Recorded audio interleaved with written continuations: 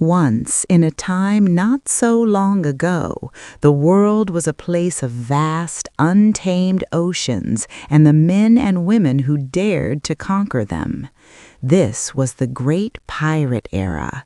It was an age ignited by the final words of a single man, Gold Roger, the king of the pirates.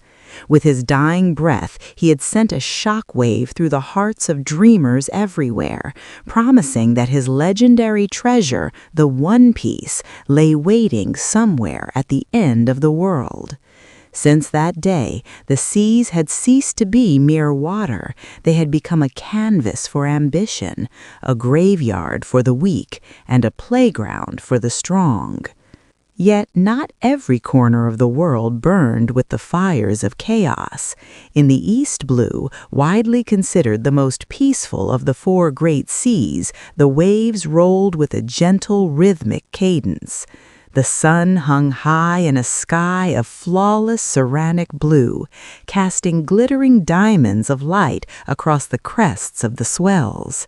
It was a picture of serenity, a silence so profound that one could hear the wind whispering secrets to the foam.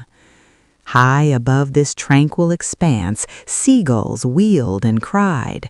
They were the messengers of the ocean, their white wings catching the thermal updrafts as they scanned the water below for fish or flotsam. On this particular day, their keen eyes spotted something unusual. It was not a ship of war, nor a merchant vessel laden with spices. It was a barrel. It was a common wooden barrel, the kind used to store cheap wine or salted pork in the belly of a galley. Its iron hoops were rusted from exposure to the salt spray, and the wood was bleached pale by the relentless sun. To the casual observer, it was garbage, debris left behind by a careless deckhand or the remnant of a shipwreck long forgotten. But this barrel was different. It possessed a strange buoyancy, a stubborn refusal to sink beneath the waves. The ocean, sensing an intruder, began to stir. A whirlpool formed nearby, a swirling vortex of deep green water that churned with the hunger of a beast. The current grabbed the barrel, spinning it violently. The wooden cask danced on the edge of the abyss, dipping dangerously close to the center where the water spiraled down into the crushing dark. Any ordinary debris would have been swallowed whole, yet the barrel persisted. It bobbed and weaved through the turbulence, surviving the whirlpool with an uncanny luck that seemed to suggest the universe itself was watching over its contents. Inside the barrel, blissfully unaware of the watery grave yawning beneath him, slept a boy. He snored softly, dreaming of banquets and meat, while the world outside prepared to shift on its axis. He was a seed of chaos, floating in a sea of calm, waiting for the right moment to sprout.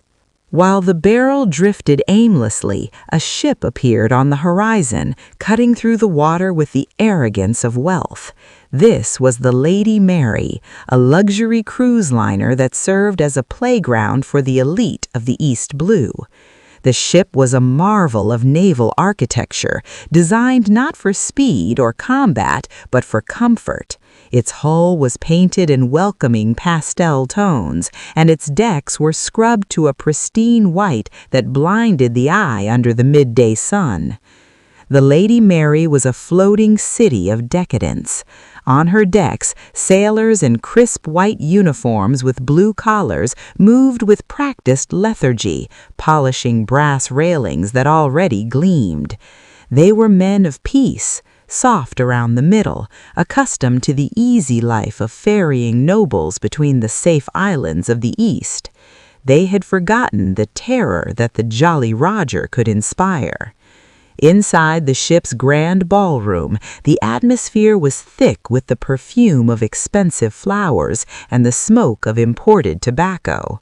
Crystal chandeliers, suspended from the high ceiling, tinkled softly with the gentle rocking of the vessel. Below them, a sea of silk and velvet moved in synchronized circles. The passengers of the Lady Mary were the aristocracy of the East Blue, merchants, minor royals, and socialites who believed themselves the masters of their small world. The men wore tailored tuxedos and tails, their chests puffed out with self-importance. The women were draped in ball gowns of every color, their necks heavy with pearls and rubies that caught the light of the chandeliers. A string quartet played a waltz, the music swirling through the air, masking the sound of the ocean outside. Moving through this crowd like a phantom was a young woman with hair the color of tangerines. She was dressed in a formal gown that blended perfectly with the high society setting, yet her demeanor was subtly different from the bored aristocrats around her. Her eyes were not glazed with ennui. They were sharp, calculating, darting from a diamond necklace to a bulging purse. This was Nami. To the guests, she was just another charming young lady. In reality, she was a cat burglar, a thief who specialized in robbing pirates, though she was not above lightening the load of the wealthy when the opportunity arose. She smiled at a passing gentleman, her expression a mask of innocence, while her mind calculated the resale value of his cufflinks. She was a fox in a hen house, waiting for the moment to strike. Out on the deck, far from the music and the champagne, a group of sailors leaned over the railing. They had spotted a barrel drifting near the ship's hull. "Check it out," one sailor said, pointing a calloused finger. "A wine barrel?" "Maybe," his companion replied, licking his lips. "It's floating high, could be empty, or it could be full of the good stuff." "Let's pull it up," the first sailor whispered, glancing around to ensure the captain was not watching. "If it's wine, we can have a little party of our own." They fetched a grappling hook and cast it down. The metal claws scraped against the wood before catching the iron rim. With a collective heave, they hoisted the heavy object up the side of the ship. It landed on the deck with a wet, heavy thud, water pooling around its base. "It's heavy," the sailor noted, wiping sweat from his brow. "Must be full to the brim. Let's get it to the kitchen. We can crack it open there. No one will know." They rolled the barrel away, snickering at their good fortune.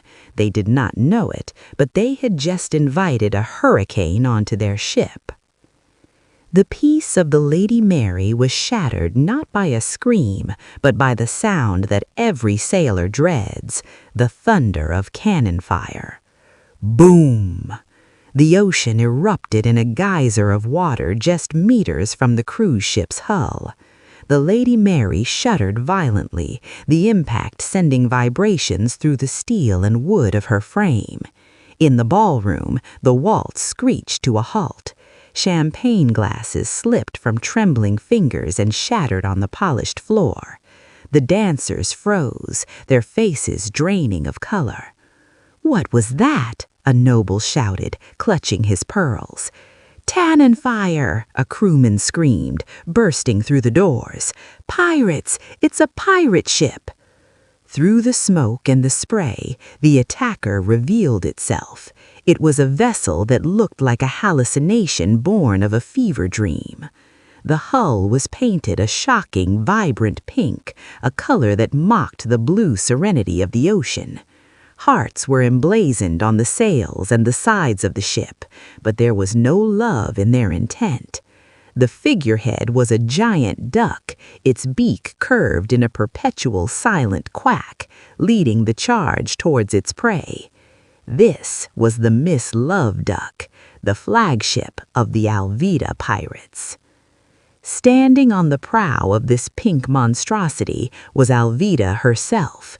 She was a woman of imposing stature, a towering figure of terror in the East Blue. She was large, her physical presence dominating the deck, and she wielded a massive iron mace, a kanabo, spiked with deadly protrusions that glinted in the sunlight. Her attire was a chaotic mix of Western cowboy flair and pirate grit. A white cowboy hat with a massive red plume, a pink plaid shirt, and a blue captain's coat draped over her shoulders like a cape. Her long, wavy black hair cascaded down her back, and her fingernails were painted a sharp, blood red. "Bellissima!" she bellowed, her voice cutting through the roar of the cannons. "Koby!" A small boy appeared at her side, trembling like a leaf in a storm. He had pink hair, round glasses that magnified his terrified eyes, and a posture hunched in perpetual submission. "Yes, Lady Alvida," he stammered. "Who is the most beautiful woman in all the seas?" Alvida asked, striking a pose that dared the world to disagree. "You are, Lady Alvida. Of course it's you," Koby squeaked, the words practiced and desperate. "Good answer," she sneered, satisfied. She pointed her mace towards the Lady Mary. "Now board that ship, rob them blind, leave nothing behind." The pirates of the Misloved Duck launched their grappling hooks, the ropes singing through the air and biting into the railing of the cruise ship. Like a swarm of locusts, they swung across the gap, their swords drawn, screaming blood-curdling war cries. The passengers of the Lady Mary panicked. The ballroom became a stampede of silk and tuxedos. But amidst the chaos, Nami moved with purpose. She saw the pirate ship, now largely empty as the crew boarded the cruise liner, as an opportunity. While everyone else ran away from the danger, she ran toward it. She slipped into a side room, discarding her ball gown to reveal a practical outfit underneath, a blue shirt and a short skirt, perfect for climbing rigging and carrying heavy sacks of gold. She was going to rob the pirates while they robbed the passengers. While the battle raged on the upper decks, the kitchen of the Lady Mary remained momentarily quiet, a sanctuary of dust and stored food. Koby had been forced onto the enemy ship by Alvida, but he had no stomach for fighting. He had fled to the kitchen, seeking a place to hide from the violence he wanted no part of. He stumbled into the room, his breath coming in short, panicked gasps. He looked around the dim space, his eyes landing on the large barrel the sailors had fished out earlier. It sat in the center of the room, heavy and silent. "I have to do something," Koby whispered to himself, though his legs refused to move toward the door. "But I can't. She'll kill me. I'm just a chore boy." The door to the kitchen burst open. 3 of Alvida's crew members swaggered in, laughing. They were looking for food and alcohol. "Hey, look who it is," one pirate sneered. "It's the coward Koby." Koby flinched, backing away until he bumped into the barrel. I was just securing the provisions," he lied, his voice cracking. "Provisions, huh?" This pirate eyed the barrel. "Heavy, too." "Let's crack it open," another pirate said, drawing his sword. "I'm thirsty after all that swinging." One of the pirates, a burly man with missing teeth, raised his fist. "I'll smash the lid right off." "Wait," Koby cried, his conscience warring with his fear. "You can't. Lady Alvida will be furious if she finds out you're drinking on the job." "Shut up, runt," the pirate yelled. "Who's gonna tell her? You?" He brought his fist down with all his might. Crack! The lid of the barrel didn't just break, it exploded. Wood splinters flew through the air like shrapnel. From the depths of the barrel, a figure shot upward with the force of a jack-in-the-box, arms outstretched in a massive yawn that seemed to stretch the very fabric of the moment. "I slept so great!" the figure bellowed, his voice echoing off the kitchen walls. The pirate who had been about to strike was knocked backward by the exploding lid, his jaw hitting the floor. The other 2 pirates stared in disbelief. Standing in the wreckage of the barrel was a young man.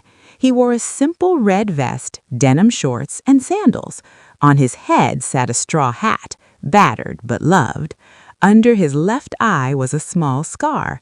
He blinked, looking around the room with a wide, confused grin. "Who are you guys?" the boy asked, as if emerging from a barrel in the middle of a pirate raid was the most natural thing in the world. The pirates were stunned into silence. Koby peeked out from behind a sack of flour, adjusting his glasses. He came out of the barrel?" Koby whispered. "You almost hit me," the boy said, dusting off his hat. "I was having a nice nap." The pirates recovered their wits. Anger replaced their confusion. "Who do you think you are, punk? You think you can just pop up and make fun of us?" The boy, Monkey D. Luffy, looked at them with zero concern. His stomach growled loud enough to be heard over the distant cannon fire. "I'm hungry," he declared. "Do you have any meat?" "Meat!" The pirates were insulted. They charged at him, swords raised. "Die!" Luffy didn't flinch. He didn't even draw a weapon. As the swords descended, he moved with a strange, fluid speed. He grabbed the pirates' heads, seemingly without effort, and knocked them together with a sickening crunch. The pirates collapsed to the floor, unconscious. Koby stared, his mouth agape. What just happened?" Luffy stepped out of the barrel, ignoring the bodies. "Man, I'm starving. Oh, apples!" He spotted a crate of apples and immediately began to devour them, the crunch of the fruit filling the silent room. Luffy sat on a crate, surrounded by apple cores. Koby approached him slowly, as if approaching a wild animal that might bite. Who are you?" Koby asked. "I'm Luffy," the boy replied between bites. "Who are you?" "I'm Koby," he said. "Are you a pirate? Those men, you took them down so easily." "I'm gonna be the king of the pirates," Luffy said. He said it casually, as if stating that the sky was blue or that water was wet. Koby froze. The words hung in the air, heavy and impossible. "King of the pirates?" Koby stammered. "But that means you have to find the One Piece. You have to conquer the Grand Line. That's impossible, impossible, impossible, impossible." Luffy stopped chewing. He looked at Koby, his expression serious for the first time. Then he lightly bonked Koby on the head. "Ouch! Why did you do that?" "Because I felt like it. It's not about whether it's possible or not. I do it because I want to." Luffy's eyes shone with a terrifying, absolute resolve. "I decided to be the Pirate King, so if I die fighting for it, that's fine." Koby stared at him. He had never heard anyone speak like this. In Koby's world, fear dictated every action. You survived by keeping your head down, by obeying Alvida, by giving up on dreams before they could hurt you. But this boy, this Luffy, spoke of death as a mere occupational hazard of chasing a dream. I want to join the Marines," Koby blurted out, the confession tearing itself from his throat. "I want to catch bad guys. I want to stop pirates like Alvida. Do you think I can do it?" Luffy took another bite of his apple. "How should I know?" "I'm going to do it," Koby cried, tears forming in his eyes. "I'm tired of running away. I'm tired of being a chore boy." Suddenly, the ceiling above them splintered. A massive iron club smashed through the wood, raining debris down on them. "Who is shouting about running away?" a booming voice demanded. Alvida had arrived. The roof of the kitchen was torn away, revealing Alvida standing on the deck above, glaring down into the hold. Her massive frame blocked out the sun. Behind her, her crew snickered, enjoying the spectacle. "Koby, who is this intruder? Is he a bounty hunter you hired?" Koby trembled, his knees knocking together. The old fear washed over him, drowning his newfound resolve. I... Luffy looked up at the giant woman. He chewed his apple thoughtfully. "Who's the fat lady?" he asked genuinely. The silence that followed was absolute. The pirates on the deck gasped. Koby turned pale white, his soul seemingly leaving his body. No one, absolutely no one, spoke about Alvida's weight. It was the one rule of the Miss Love Duck. Alvida's face turned a deep, apoplectic purple. Veins bulged on her forehead. "What did you say?"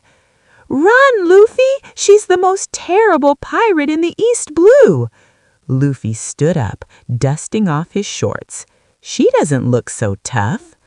Alvida leaped down into the kitchen, the floorboards groaning under the impact. She swung her iron mace with enough force to shatter stone. "I'll teach you some manners, you brat." Luffy didn't move. He stood his ground, watching the mace descend. Koby squeezed his eyes shut, unable to watch his new friend die. Wham! The mace struck Luffy square in the head. But there was no crunch of bone, no splatter of blood. Instead, Luffy's head bent. It deformed, wrapping around the spikes of the mace like high-tensile rubber, before snapping back into shape with a springy boing sound. "That doesn't hurt," Luffy chirped. Alvida stared, her eyes bulging. "What?" "I'm a rubber man," Luffy explained, grabbing the brim of his hat. "I ate the Gomu Gomu no Mi." The devil fruit, a legend of the sea, fruits that gave people magical powers in exchange for their ability to swim. To the people of the East Blue, they were myths, bedtime stories told to scare children. Yet here stood a boy who defied the laws of physics. Alvida took a step back, fear flickering in her eyes for the first time. You're a monster." Luffy grinned. He planted his feet wide on the wooden floor. "And now it's my turn." He drew his arm back, but he didn't just pull it back. His arm stretched. It extended backwards, far behind him, defying anatomy, storing up potential energy like a giant rubber band. The pirates watched in horror as his fist moved further and further away, creating a tension in the air that was palpable. "Gomu Gomu no?" Luffy chanted, his voice rising. Alvida raised her mace in a panic, trying to defend herself, but it was too late. "Pistol!" Luffy's fist snapped forward with the velocity of a cannonball. It struck Alvida in the stomach, burying itself deep in her midsection. The impact lifted her off her feet, the breath driven from her lungs in a massive whoosh. She was launched backwards, flying out of the kitchen, across the deck, and through the air. She became a twinkling star in the distance before splashing into the ocean far away. The Iron Mace had been defeated by a single punch. The remaining pirates on the deck stood frozen, their mouths hanging open. Their captain, the invincible Alvida, was gone. "Monster!" one of them screamed. Luffy retracted his arm, snapping it back to its normal length. He looked at the trembling crew. "Anyone else want to fight?" "No, please spare us!" The pirates dropped their weapons, falling to their knees in unison. "Give Koby a boat," Luffy commanded. "He's leaving to join the Marines, and you guys aren't going to stop him." Koby looked at Luffy, awe replacing his fear. This boy had done the impossible. He had shattered the chains that held Koby bound to Alvida, not just physically, but mentally. In one afternoon, Luffy had turned a slave into a dreamer. "Luffy-san," Koby whispered. "Let's go, Koby," Luffy laughed. As they prepared to lower a dinghy, chaos erupted again. The Marines had arrived, real Marines, their ships appearing on the horizon to investigate the pirate attack on the cruise liner. "The Marines!" the pirates screamed. "Run!" "We gotta go too, Koby," Luffy said. "I'm a pirate, remember? They'll arrest me too." Luffy and Koby jumped into a small lifeboat, untying the ropes. As the boat dropped toward the water, Luffy glanced toward the stern of the misloved duck. There, he saw a flash of orange. Nami was there, standing on the railing of the pirate ship. She had a massive sack of treasure thrown over her shoulder, loot she had stolen from Alvida's hold while everyone was distracted by Luffy's fight. She caught Luffy's eye for a fleeting second. She smirked, saluting him mockingly, before hopping into her own boat and sailing away in the opposite direction. "Who was that?" Luffy wondered aloud. "She looks like a navigator." The dinghy hit the water with a splash. Luffy and Koby rowed away from the chaos of the Lady Mary and the misloved duck.